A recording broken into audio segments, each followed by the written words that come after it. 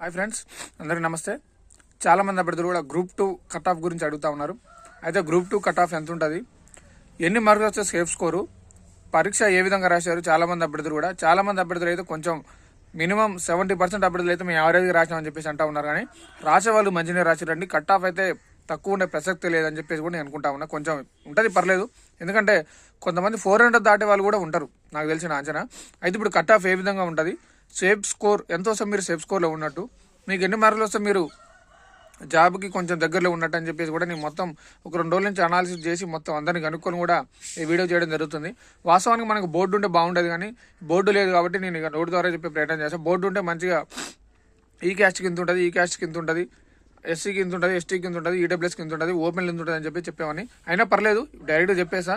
Board మీద ఇప్పుడు చాలామంది కూడా యూట్యూబ్లో కూడా చేస్తూ ఉన్నారు. సరే, వాళ్ళ ఇష్టం, అది వాళ్ళు అంచనా సంబంధించి వాళ్ళు కూడా చేస్తూ ఉన్నారు కాబట్టి సరే మనం కూడా అంచనా వేసుకొని చెప్పడం, కానీ ఇలా అదే కరెక్ట్ అయితే కూడా ఏం లేదు. కానీ కొన్ని ఇంచుమించుగా ఒక 90% అయితే మనం చెప్పిన దాని దగ్గర ఉండే అవకాశం ఉంటుంది. మొత్తానికి అయితే గ్రూప్ 2 ఎగ్జామ్ అయిపోయింది. ఫైనల్గా అయితే ఒకసారి మరి రిజల్ట్ వస్తే దాన్ని బట్టి కూడా మనం ఒకసారి ఆ కట్ ఆఫ్ని కూడా అంచనా వేసుకొని కీ చూసుకుంటే మనం గ్రూప్ 2 వస్తే అంటే ఓకే, లేదంటే మరి ఫర్దర్గా మళ్ళీ వేరే జాబ్ చేసుకోవడమా, లేదంటే మళ్ళీ వచ్చే జాబ్ క్యాలెండర్ కానీ మళ్ళీ ప్రిపేర్ కావడమా, లేదంటే వేరే నోటిఫికేషన్ ప్రిపేర్ కావడం అని చెప్పేసి ఏదైనా మనకి క్లారిటీగా అర్థమవుతుంది. అభ్యర్థులారా ఇంకా లేట్ చేయకుండా అయితే వీడియోలోకి వెళ్ళిపోదాం. అండ్ అలాగే మీరు కూడా కొంచెం సహనంతో ఉండండి, ఓపికతో ఉండండి, ఎటువంటి తొందరపాటు చర్యలు తీసుకోకండి. ఎందుకంటే మళ్ళీ అప్పుడప్పుడే ఇంకేదో చేద్దామని చెప్పేసి కూడా కొంతమంది తొందరపడే అవకాశం ఉంటుంది. కాబట్టి ఇట్లాంటివి కూడా ఏం చేసే ప్రయత్నం చేయమాకండి. అండ్ అలాగే కొంతమంది కూడా ఇప్పుడు మళ్ళీ ఏమన్నా గ్రూప్ 2 కానీ గ్రూప్ 3 కానీ మళ్ళీ గ్రూప్ 1 ఏమైనా పడే అవకాశం ఉన్నాయని చెప్పేసి కూడా కొంతమంది అడుగుతూ ఉన్నారు.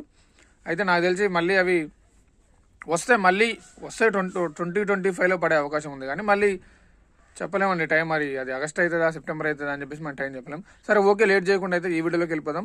నాకు తెలిసి అండి, నేను చెప్తా ఉన్నా, నా అంచనా ప్రకారం అయితే కట్ ఆఫ్ అనేది 380 దాటితే 380 ప్లస్ ఉంటే ఖచ్చితంగా మనం హోప్స్ పెట్టుకోవచ్చు అండి. బరాబర్గా చెప్తున్నా, ఓపెన్ కట్ ఆఫ్ లాగా చెప్పుకోవచ్చు మనం. 380 ప్లస్ దాటితే పక్క ఇంకా షూర్ అనమాట, పక్క ఇక జాబు మనకు వస్తుంది 90% అని చెప్పేసి హోప్స్ పెట్టుకోవచ్చు. అండ్ ఇందులో 400 దాటే వాళ్ళు కూడా పక్కా ఉంటారండి. ఎందుకంటే మా ఫ్రెండే ఒకరు ఉన్నాడు, ఆయనకి ఉద్యమ చరిత్ర పేపర్ 2లో ఆయనకి మ్యాక్సిమం 130 వచ్చినాయి, పేపర్ 2లో 110 వచ్చినాయి, పేపర్ 1-2లో కూడా 90 ప్లస్ అని చెప్పేసి అంటున్నాడు. కాబట్టి 400 దాటినాయి. ఇక్కడ 400 దాటే వాళ్ళు కూడా ఉంటారు బరాబర్. ఎందుకంటే నేను ఆ రోజు అప్పుడు గ్రూప్ 4 సంబంధించి కూడా నేను చాలా మందికి 220 వస్తాయి, 230 వస్తాయి అని చెప్పేసి వీడియో చేస్తే చాలా మంది నెగిటివ్ కామెంట్లు పెట్టినారు. అంత కామెంట్ ఉండదు, నీకు తెలిసి తెలియక పెట్టినామని చెప్పేసి. చాలా మంది 220, 230 కూడా వచ్చినాయి. అంటే మిమ్మల్ని ఏదో భయపెట్టాలని చెప్పేసి నేను చెప్పట్లే, కానీ 400 దాటే వాళ్ళు కూడా ఉంటారు ఖచ్చితంగా. ఒక 200 మెంబర్స్ బరాబర్ ఉంటారు 400 మార్క్స్ దాటే వాళ్ళు. కానీ 380 దాటితే మాత్రం ప్లస్ అండి. 380 దాటితే మాత్రం ఇక నువ్వు హోప్స్ పెట్టుకోవచ్చు బరాబర్గా. నేను మళ్ళీ చెప్తున్నాను, నాకు తెలిసి ఓపెన్ కట్ ఆఫ్ అనేది 370 to 400 మధ్యలో ఉండే అవకాశం ఉంటుంది.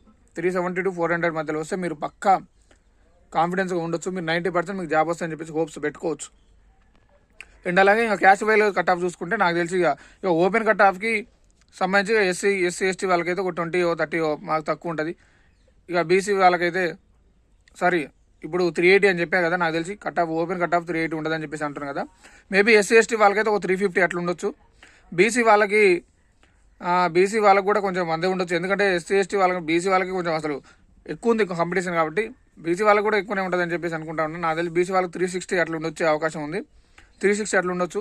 ఓపెన్లో వాళ్ళకు కూడా 340, మేబీ 340 to 350 మధ్యలో ఉంటే ఓపెన్ కాదు, ఈడబ్ల్యూఎస్ వాళ్ళకు కూడా 330 to 340 వస్తే ఈడబ్ల్యూఎస్ వాళ్ళు కూడా హోప్స్ పెట్టుకోవచ్చు అని చెప్పేసి అనుకుంటా ఉన్నాను. ఎందుకంటే బీసీ వాళ్ళకు కూడా కాంపిటీషన్ చాలా ఎక్కువ ఉండే అవకాశం ఉంది. ఈక్వల్ టు ఎస్సీ వాళ్ళకంటే కూడా కట్ ఆఫ్ వాళ్ళకి బీసీ వాళ్ళకి ఎక్కువ అవకాశం ఉండదు. ఎందుకంటే బీసీ వాళ్ళు చాలా మంది ఉన్నారు కాబట్టి అర్థం చేసుకునే ప్రయత్నం చేయండి. మ్యాక్సిమం నాకు తెలిసి అండి, పేపర్ 1లో 80-85 దాటితే ఎక్కువ అనుకోవాలి. పేపర్ 2లో 90 to 95 వస్తే మంచి స్కోర్ అనుకోవాలి. పేపర్ 3లో 90 వస్తే మంచి స్కోర్ అనుకోవాలి. ఇంకా పేపర్ 4లో 100 to 110 మధ్యలో వస్తే మంచి స్కోర్ అనుకోవాలి. నాకు తెలిసింది ఒపీనియన్. ఎందుకంటే నేను చేసిన అనాలిసిస్ ప్రకారం, 4 పేపర్ల మీద చేసిన అనాలిసిస్ ప్రకారం నాకైతే స్కోరు ఈ మధ్యలో వస్తే కొంచెం మంచి స్కోరే. ఈ మధ్యలో స్కోర్ వస్తే మీరు హోప్స్ పెట్టుకోవచ్చు జాబ్గా అని చెప్పేసి నాకు అనిపిస్తూ ఉంది. ఎందుకంటే మీరు చూసిన 4 పేపర్లు కూడా అన్నీ time taking papers, tempting papers, మనం ఏదో చదివినా ఎక్కడి నుంచో వచ్చి మొత్తం తికమక పెట్టే ప్రయత్నం చేస్తూ ఉన్నాడు. మొత్తానికి డీప్గా చదివిపోయిన అభ్యర్థికి నష్టం జరిగింది ఇక్కడ. ఎందుకంటే డీప్ చదివిపోయిన అభ్యర్థి ఏం చేస్తారంటే ఆయన చూసి 4 ఆప్షన్లు 4 ఆప్షన్లు కరెక్ట్గా అనిపిస్తాయి. ఆయన మొత్తం చదువుకుపోతాడు, ఏదో వదిలిపెట్టుకుంటే మొత్తం చదువుతాడు. కాబట్టి చూసిన 4 ఆప్షన్లు కూడా కరెక్ట్గా అనిపిస్తాయి. అలా ఏది పెట్టాలో తెలియక ఏదో ఒకటి మళ్ళీ అందరూ ఇందులో టైం లేదు, క్వశ్చన్ చదవడానికి టైం పడుతుంది, కింద ఆన్సర్ చదవడానికి టైం పడుతుంది, టైం లేదు. కాబట్టి ఏదో ఒకటి పెట్టని చెప్పేసి కన్ఫ్యూజన్లో వచ్చిన ఆన్సర్ కూడా మనం తప్పు పెట్టి వచ్చేసినాం. మనం జనరల్ చదువుకుపోయిన వాళ్ళు డైరెక్ట్ 1 స్ట్రైక్ అయితే వాడు పెట్టేస్తాడు. ఇక్కడ ఇంకో మిస్టేక్ ఏంటంటే మనం ఎగ్జామ్ రాసేటప్పుడు వర్షం బట్టి 4 2 కానీ 4 3 కానీ ఆప్షన్లు వచ్చినాయి అనుకోండి, మళ్ళీ 5వ కూడా 2 3 వచ్చినాయి అనుకో, అది కరెక్ట్ ఆన్సర్ అయినా కానీ మనకే భయం అవుతుంది. ఇన్ని వర్షం బట్టి 2 వస్తున్నాయి 3 వస్తున్నాయి, ఈ ఆన్సర్లు కరెక్ట్ కాదా అని చెప్పేసి ఆ ఆన్సర్లు కరెక్టే కానీ మళ్ళీ మనకే భయం అవుతుంది, అవి కరెక్టా కాదా, వర్షం బట్టి 4 2 వస్తున్నాయి, వర్షం బట్టి 4 3 వస్తున్నాయి, ఏందిరా నాయన అని చెప్పేసి. కాబట్టి నేను మళ్ళీ చెప్తాను, ఓపెన్ కట్ ఆఫ్ అయితే 380+ దాటితే మీరు హోప్స్ పెట్టుకునే ప్రయత్నం చేయండి. 380 to 4 ఇంకా 370 to 400 మధ్యలో ఉండే అవకాశం ఉంటుంది కట్ ఆఫ్. ఎందుకంటే 400 దాటే వాళ్ళు కూడా ఉంటారండి. కావాలంటే మీరు ఇంతవరకు ఇది రికార్డ్ చేసుకొని పెట్టుకోండి. 400 దాటే వాళ్ళు కూడా ఉంటారు. ఒక 100 మంది 150 మెంబర్స్ మంది ఉండరు, పక్క 400 దాటే వాళ్ళు కూడా ఉంటారు. ఎందుకంటే పేపర్ నీకు హార్డ్ కానీ అవతరానికి హార్డ్ కాకపోవచ్చు. ఎందుకంటే కొంతమంది మంచి చదివి ఆల్రెడీ అవగాహన ఉండి అన్నిటి మీద 2016లో మిస్ అయిన వాళ్ళు అన్ని చదువుతారు, ఏది మిస్ కాకుండా చదువుతారు. ఎందుకంటే పేపర్ ఎక్కడి నుంచి వస్తుందో అని వాళ్ళకి తెలియదు కాబట్టి వాళ్ళు మ్యాక్సిమం అన్ని కవర్ చేస్తారు. ఇప్పుడు కొత్తది అయిన వాళ్ళు అయితే కొంచెం ఆల్రెడీ ఫస్ట్ టైం రాసిన వాళ్ళకైతే ఇది ఒక మంచి అనుభవం అనుకోవాలి, మంచి ఎక్స్పీరియన్స్ అనుకోవాలి. కాబట్టి ఎక్స్పీరియన్స్ని మీరు గుర్తుంచుకొని తదుపరి ఏ విధంగా మీరు ఎక్కడ తప్పు చేసారు, ఎక్కడ మిస్టేక్ చేసారు, ఏ విధంగా చదివితే బాగుంటుంది, ఏ వేలో చదివితే మనకి జాబ్ వస్తుంది అని చెప్పేసి కూడా మీకు అర్థమై ఉంటుంది. కాబట్టి ఇది కొత్తగా రాసిన వాళ్ళకైతే ఒక అనుభవం అనుకోవాలి, ఒక కొత్త ఎక్స్పీరియన్స్ అనుకోవాలి. మొత్తానికి పేపర్ అయితే DTBK అంటే దిమ్మ తిరిగి బొమ్మ కనపడ్డది. ప్రతి ఒక్కరికి కూడా చదివిన వాళ్ళకి కాపాడదు, చదవని వాళ్ళకి కాపాడదు, మీడియా వాళ్ళకి కాపాడదు. అండ్ ఈ పేపర్ చూసిన తర్వాత నాకు ఏమనిపించింది అంటే కొంచెం లక్కు కూడా ఉంటే జాబ్ వచ్చే అవకాశం ఉన్నట్టు నాకు అర్థమైంది. ఎందుకంటే కొంచెం లక్కు కూడా ఉండాలి ఎట్లయినా. ఎందుకంటే గుమ్మడిపై అంత చదివినా కానీ ఆవగించేంత అదృష్టం ఉండాలని చెప్పేసి అనుకుంటారు.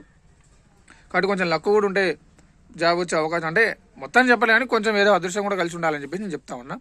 ఇక మొత్తానికి అయితే ఇక పేపర్ 1 2 3 4 అన్నీ కూడా కొంచెం టైం టేకింగ్ అని చెప్పాలి, కొంచెం ఇబ్బంది పెట్టాయని చెప్పాలి అన్నీ.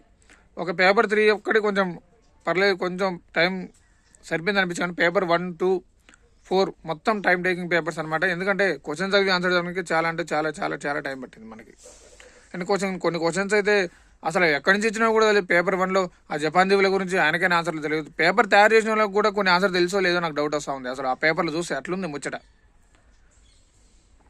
కాబట్టి అర్థం చేసుకోండి, 380 దాటితే మీరు హోప్స్ పెట్టుకోండి. 370 or 380 దాటితే మాత్రం హోప్స్ పెట్టుకోండి పక్క. ఎందుకంటే ఎప్పుడైనా మన కట్ ఆఫ్ ఎక్కువ ఉంటుందని ఊహించుకోవాలి. నేను మళ్ళీ చెప్తున్నా, ఎందుకంటే ఎవరెట్లా రాసిరో తెలియదు, ఎవరెట్లా చదివిరో తెలియదు, ఎవరెక్కడ కూర్చొని చదివారు, ఊళ్ళో కూర్చొని చదివిన వాళ్ళు కూడా ఎక్కువ మార్క్స్ వచ్చే అవకాశం ఉంటుంది. కాబట్టి మనం ఎప్పుడైనా కట్ ఆఫ్ ఎక్కువ ఉంటుందని చెప్పేసి అనుకోవాలా, ఎక్కువ ఉంటుందని చెప్పేసి ఊహించుకోవాలి. ఎక్కువ ఉందనుకుంటే నీకు ఏమైనా నష్టమా? ఇప్పుడు తక్కువ ఉందనుక దానికంటే తక్కువ ఉందనుకో నువ్వే బాధపడాల్సి వస్తుంది. కట్ ఆఫ్ ఎక్కువ ఉందని ఊహించుకుంటే ఇంకా ఎక్కువ వస్తే ఇంకా హోప్స్ మంచిగా ఉంటాయి కదా నీకు కూడా. కాబట్టి కట్ ఆఫ్ ఎప్పుడైనా కొంచెం ఎక్కువ ఉంటుందని ఊహించుకోవాలి. 380 దాటితే మాత్రం పక్కా షూర్ అని చెప్పేసి అయితే నేను అనుకుంటా ఉన్నా. 380 to 400 మధ్యలో పక్కా. నాకు తెలిసి మ్యాక్సిమం మెంబర్స్ 350 దగ్గర ఆగిపోతారు. చాలామంది 350 దగ్గర ఒక 50,000 దాకా ఉంటారు. 330 to 350 మధ్యలో 50,000 మెంబర్ దాకా ఆగిపోతారు. ఎందుకంటే చాలామంది స్కోర్ అక్కడికి వచ్చి ఆగుతారు. చాలామంది 10 మార్క్స్తో 5 మార్క్స్తో 20 మార్క్స్తో ఆగే వాళ్ళు 20,000 మంది ఉంటారు జాబ్ కోసం. కాబట్టి ఇది ఉన్న మ్యాటర్ అయితే నాకు తెలిసి మళ్ళీ ఒకసారి మీరు కీ చూసుకోండి. అఫీషియల్ కీ వచ్చేంత వరకు కూడా మళ్ళీ ఒకసారి ఆగండి. ఎందుకంటే కొన్ని కీలు వస్తున్నాయి, ఆ వాటిలో కూడా కొన్ని తప్పులు అని చెప్పేసి నాకు కూడా అర్థమవుతా ఉంది. కాబట్టి అఫీషియల్ కీ వచ్చేంత వరకు చూడండి, అఫీషియల్ కీ చూసుకోండి. మీరు 380 దాటుంటే మీకు సంతోషం. దాటంలో ఏమైనా ఉంటే సరే మీరు ఫర్దర్ ఏమైనా వేరే జాబ్ అంటే చెప్పలేము, 380 370 ఉండొచ్చు, ఎంత ఉండొచ్చు. కానీ ఫర్దర్గా మీరు ఈ ఖాళీలోపు ఏమైనా చదివితే వేరే చదువుకునే ప్రయత్నం చేయండి, లేదంటే ప్రైవేట్ జాబ్ చూసుకునే ప్రయత్నం చేయండి. ఇది ఈ రోజుకున్న వీడియో అయితే. మళ్ళీ ఆ జాబ్ క్యాలెండర్ సంబంధించి మళ్ళీ ఒకసారి నేను కరెక్ట్గా వీడియో చేస్తాను. చాలామంది జాబ్ క్యాలెండర్ గురించి అడుగుతూ ఉన్నారు. అవతలైతే లైవ్ ప్రోగ్రామ్ కూడా పెడదాం. అండ్ అలాగే మన టెలిగ్రామ్ లింక్ కూడా కింద ఇస్తాం, మీకు కామెంట్లో పిన్ చేసి పెడతాను. దయచేసి ఆ టెలిగ్రామ్లో కూడా జాయిన్ అయ్యే ప్రయత్నం చేయండి. ఇక జాబ్ క్యాలెండర్ గురించి పొట్లాడే ప్రయత్నం చేద్దాం. ఎందుకంటే ఇవన్నీ గత ప్రభుత్వం ఇచ్చిన నోటిఫికేషన్లు ఎన్ని అయిపోయినాయి. కాబట్టి కాంగ్రెస్ ప్రభుత్వం కొత్త నోటిఫికేషన్ ఇస్తే మనం చదువుకునే ప్రయత్నం చేద్దాం.